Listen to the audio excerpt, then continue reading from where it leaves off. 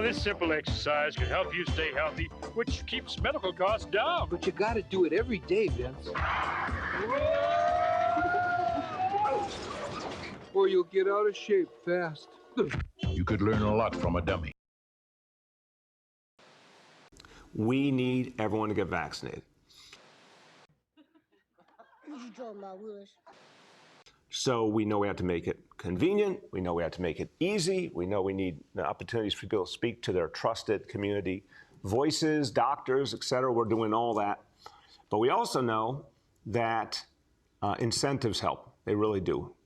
And so we've been announcing free tickets, gift cards, all sorts of incentives to encourage people. A lot of people are ready to get vaccinated. They just haven't gotten around to it. They need a little extra incentive. We're doing that now.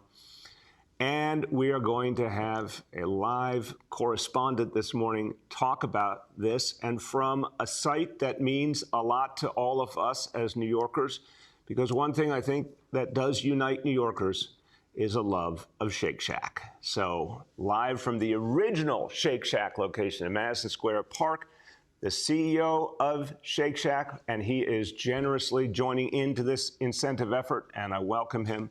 My pleasure to introduce CEO Randy Garutti. Welcome, Randy.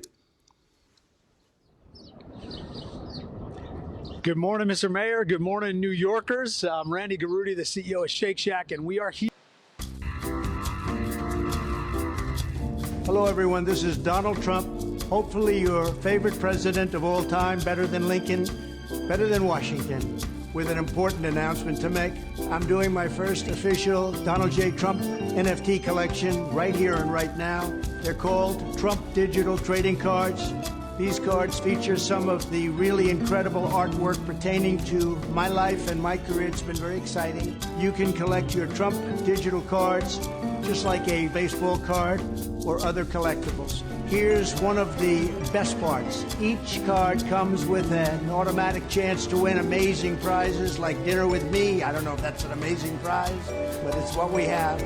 Or golf with you and a group of your friends at one of my beautiful golf courses, and they are beautiful. I'm also doing Zoom calls, a one-on-one meeting, autographing memorabilia, and so much more. We're doing a lot. My official Trump digital trading cards are $99, which doesn't sound like very much for what you're getting. Buy one and you will join a very exclusive community. It's my community, and I think it's something you're going to like, and you're going to like it a lot. They also make perfect gifts. So you can buy them with your credit card or crypto. All you need is an email address. Go to collecttrumpcards.com and buy your Trump digital trading cards right now before they are all gone, and they will be gone. This is my first official Trump trading card NFT collection, and you get a chance to meet me. Go to collecttrumpcards.com right now, and remember, Christmas is coming, and this makes a great Christmas gift. No purchase necessary. Void where prohibited.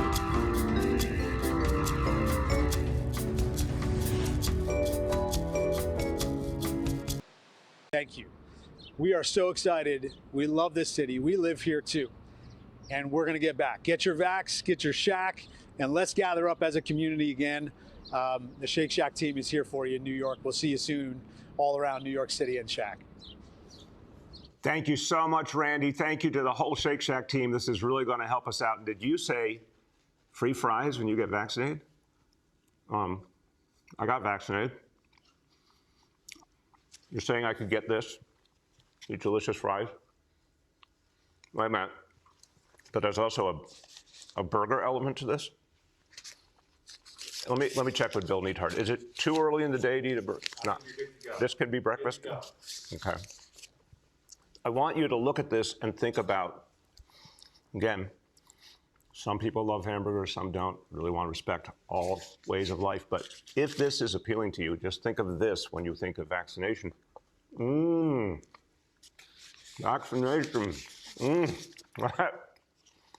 I'm getting a very good feeling about vaccination right this moment. Thank you to Randy Garutti and, of course, Danny Meyer, who's doing so much to help us with the recovery, and the entire team. I've got to finish chewing for a moment. I think that would be more dignified, don't you think? Yeah.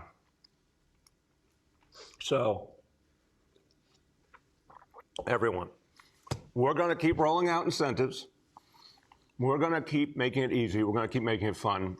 We really, really need to get everyone vaccinated. So keep watching, keep joining in.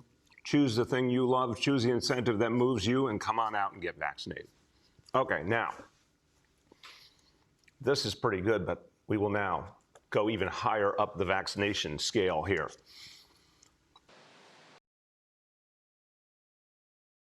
If we don't have free speech, then we just don't have a free country. It's as simple as that. If this most fundamental right is allowed to perish, then the rest of our rights and liberties will topple, just like dominoes, one by one. They'll go down. That's why today I'm announcing my plan to shatter the left-wing censorship regime and to reclaim the right to free speech for all Americans. And reclaim is a very important word in this case because they've taken it away. In recent weeks, bombshell reports have confirmed that a sinister group of deep state bureaucrats, Silicon Valley tyrants, left-wing activists, and depraved corporate news media have been conspiring to manipulate and silence the American people. They have collaborated to suppress vital information on everything from elections to public health. The censorship cartel must be dismantled and destroyed, and it must happen immediately. And here's my plan. First, within hours of my inauguration, I will sign an executive order banning any federal department or agency from colluding with any organization, business, or person to censor, limit, categorize, or impede the lawful speech of American citizens. I will then ban federal money from being used to label domestic speech as mis- or disinformation. And I will begin the process of identifying and firing every federal bureaucrat who has engaged in domestic censorship, directly or indirectly, whether they are the Department of Homeland Security, the Department of Health, Human Services, the FBI, the DOJ, no matter who they are. Second, I will order the Department of Justice to investigate all parties involved in the new online censorship regime, which is absolutely destructive and terrible, and to aggressively prosecute any and all crimes identified. These include possible violations of federal civil rights law, campaign finance laws, federal election law, securities law, and antitrust laws, the Hatch Act, and a host of other potential criminal, civil, regulatory, and constitutional offenses. To assist in these efforts, I am urging House Republicans to immediately send preservation letters, and we have to do this right now, to the Biden administration, the Biden campaign, and every Silicon Valley tech giant, ordering them not to destroy evidence of censorship. Third, upon my inauguration as president, I will ask Congress to send a bill to my desk revising Section 230 to get big online platforms out of censorship business. From now on, digital platforms should only qualify for immunity protection under Section 230 if they meet high standards of neutrality, transparency, fairness, and non-discrimination.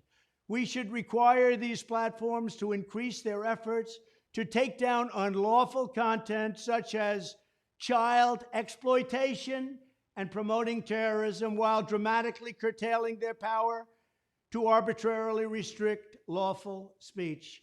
Fourth, we need to break up the entire toxic censorship industry that has arisen under the false guise of tackling so-called mis- and disinformation. The federal government should immediately stop funding all nonprofits and academic programs that support this authoritarian project. If any U.S. university is discovered to have engaged in censorship activities or election interferences in the past, such as flagging social media content for removal of blacklisting, those universities should lose federal research dollars and federal student loan support for a period of 5 years and maybe more. We should also enact new laws laying out clear criminal penalties for federal bureaucrats who partner with private entities to do an end run around the Constitution and deprive Americans of their First, Fourth, and Fifth Amendment rights. In other words, deprive them of their vote. And once you lose those elections, and once you lose your borders like we have, you no longer have a country. Furthermore, to confront the problems of major platforms being infiltrated by legions of former deep staters and intelligence officials, there should be a 7-year calling off period before any employee of the FBI, CIA, NSA, DNI, DHS, or DOD is allowed to take a job at a company possessing vast quantities of U.S. user data. Fifth, the time has finally come for Congress to pass a digital Bill of Rights. This should include a right to digital due process. In other words, government officials should need a court order to take down online content, not send information requests such as the FBI was sending to Twitter. Furthermore, when users of big online platforms have their content or accounts removed, throttled, shadow banned, or otherwise restricted, no matter what name they use, they should have the right to be informed that it's happening, the right to a specific explanation of the reason why, and the right to a timely appeal.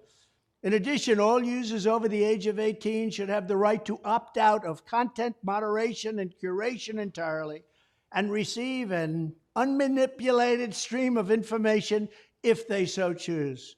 The fight for free speech is a matter of victory or death for America and for the survival of Western civilization itself. When I am president, this whole rotten system of censorship and information control will be ripped out of the system at large. There won't be anything left. By restoring free speech, we'll begin to reclaim our democracy and save our nation. Thank you, and God bless America.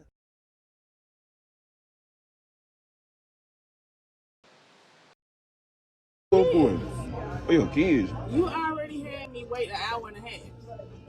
So it's for my kids. For your kids? Yeah, you owe me that. And they with their daddy?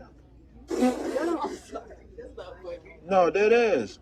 Oh my God. So that's so. Go ahead and bring another steak and some potatoes. Okay. No, I'm not bring no potatoes. Sesame I'm not bringing the check. I'm paying for my meal and your meal. I'm not paying for your kids' meal. No. Yes, you are. No, I'm not paying for their kids' meal. No. So you don't think you owe me after having me wait an hour and a half? I told you I owe you. I owe you when I take you out again. And so you're gonna pay for my kids' food? No, I'm not doing that. Can you please go ahead and? I'm not doing that. Okay. No. Hold up, beautiful. Hold up. Don't do that. Why you not bring two, please? What's in there, Kiera? Bring 2 orders. Why should I do that, Kiera? Because you sitting right here on the date. I was late to the date.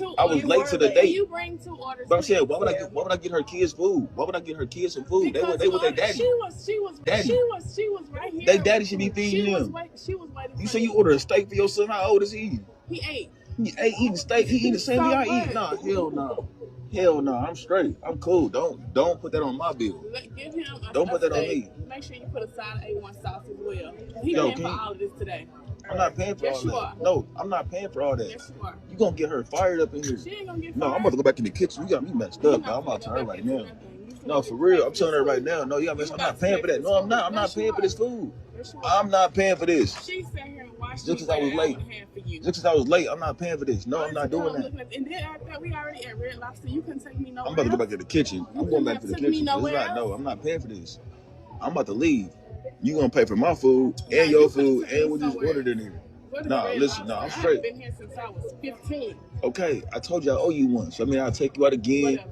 Do something for you, but I'm not doing something for your kids. Whatever. No, I ain't even met your kids. I want you to make sure that. Got me fucked up. Got me fucked up. Got me fucked up. Got me fucked up. He's been able to do driver it. Now out, he's driver jumping out of the vehicle. Driver running through a parking lot, getting out of the vehicle, into another group of cars, and it looks like a commercial Going into a commercial lot. building. Looks like a liquor store. Helicopter able to keep the nights on him, but those CHP units are still handling the passenger. Don't see anybody chasing him on foot yet. We'll see what some of these businesses are. If he's, okay, that's not him. Wonder how he either made his way into one of these, it looks like a liquor store there. Oh no, I hope he's not in that liquor store. That would be a big problem. Doesn't look like it. You can see somebody there at the front door. That Knightson following along the perimeter of the building. Is this the guy? That's not him either. Is it? I don't think so. I don't think he had that much time to change. He wasn't wearing anything like that when he got out of the vehicle. Yeah, I don't think so. But somebody with a guilty conscience putting both hands up in the air. And you can see them now scouring this entire parking lot, looking for any sign. You can see there's a gap between that liquor store and that other building, and he may have very well squeezed between the two. I can't tell. It looks like there's a possible gate there. I can't tell.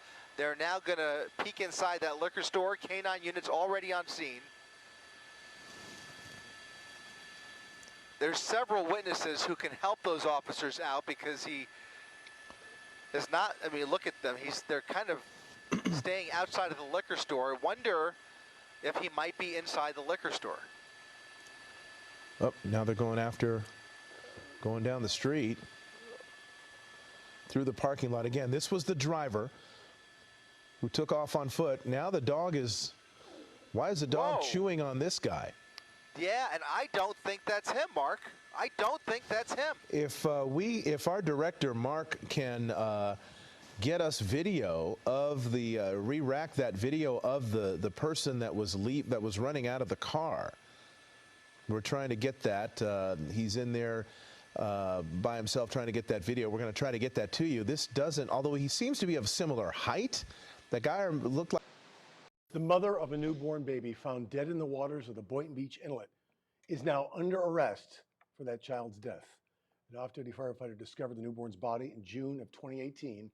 Investigators called her Baby June. The infant's mother, Arya Singh, will now be charged with murder. We have team coverage tonight on the Baby June cold case arrest. Our Terry Parker joins us in the studio to explain how DNA helped investigators solve this murder. We begin with Suji Nam, who has the new details on the mother's arrest. Felicia Todd, detectives arrested Arya Singh this morning as she was getting ready for work in her home in Boynton Beach. They said she was nervous before finally confessing to throwing her baby into the Boynton Beach Inlet. You see an infant, newborn infant floating in the ocean that somebody has discarded like a piece of trash. It tugs at your heart. On June 1st, 4 years ago, an off-duty firefighter found a baby floating in the Boynton Beach Inlet. Detectives then collected the child's DNA. We checked every child born in Palm Beach County and in Broward County with their support, and we ended up with nothing. The crime lab used investigative genetic genealogy to piece everything together this year, finally leading them to the baby's father. He said he knew his now ex-girlfriend was pregnant, but thought she had an abortion. Detectives said Singh told them she didn't know she was pregnant and was unsure if the child was alive when she gave birth. Officials used covert DNA sample, finding DNA off Singh's trash before finally connecting her to baby June. But ultimately, we can now lay the baby to rest, and I think that was the most important. We learned the baby was just 2 days old and did not have a name. We're never going to leave you behind and forget about the fact that you're a victim. Now, if you're the person that did this, we're never going to forget about you either, because we're going to come and get you and bring you to justice. And Singh is scheduled to make her first appearance in court tomorrow morning. Reporting live in West Palm Beach, I'm Suji Nam for WPBF 25 News. Suji, thank you. Singh's employer, Lynn University, released a statement just hours ago. It reads in part, "We were shocked to learn about the charges against Ms. Singh and have ended her employment. We can confirm she has been a Lynn University dispatcher since July 2021.